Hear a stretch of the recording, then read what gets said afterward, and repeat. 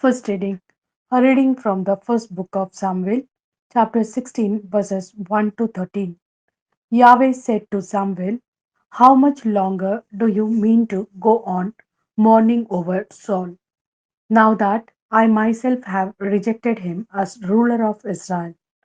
Fill your horn with oil and go. I'm sending you to Jesse of Bethlehem, for I have found myself a king from among his sons. Samuel replied, how can I go? When Saul hears of it, he will kill me. Yahweh then said, take a heifer with you and say, I have come to sacrifice to Yahweh. Invite Jesse to the sacrifice, and I shall reveal to you what you must do, and you will anoint for me the one I indicate to you. Samuel did what Yahweh ordered and went to Bethlehem.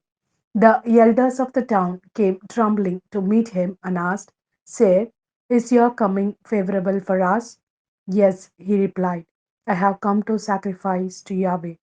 Purify yourselves and come with me to the sacrifice. He purified Jesse and his sons and invited them to the sacrifice. When they arrived, he looked at Eliab and thought, this must be Yahweh's anointed now before him.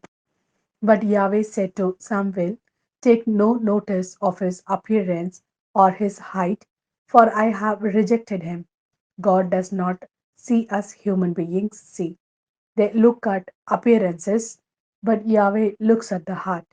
Jesse then called Abinadab and presented him to Samuel, who said, Yahweh has not chosen this one either. Jesse then presented Shammah, but Samuel said, Yahweh has not chosen this one either. Jesse thus presented 7 of his sons to Samuel, but Samuel said to Jesse, Yahweh has not chosen this. He then asked Jesse, are these all the sons you have? Jesse replied, there is still one left, the youngest. He is looking after the sheep. Samuel then said to Jesse, send for him, for we shall not sit down to eat until he arrives. Jesse had him sent for. He had ruddy cheeks with fine eyes and an attractive appearance. Yahweh said, get up and anoint him. He is the one. At this, Samuel took the horn of oil and anointed him. Surrounded by his brothers, and the Spirit of Yahweh seized on David from that day onwards. Samuel, for his part, set off and went to Ramah. This is the word of Lord. Thanks be to God. A reading from the Gospel according to Mark, chapter 2, verses 23 to 28. It happened that one Sabbath day he was taking a walk through the cornfields, and his disciples began to make a path by plucking ears of corn. And the Pharisees said to him, look, why are they doing something on the Sabbath day that is forbidden? And he replied, have you never read what David did in his time of need when he and his followers were hungry?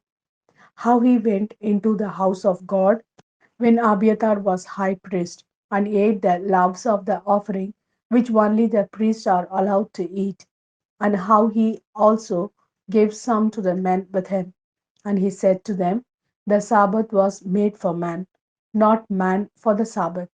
So the Son of Man is master even of the Sabbath.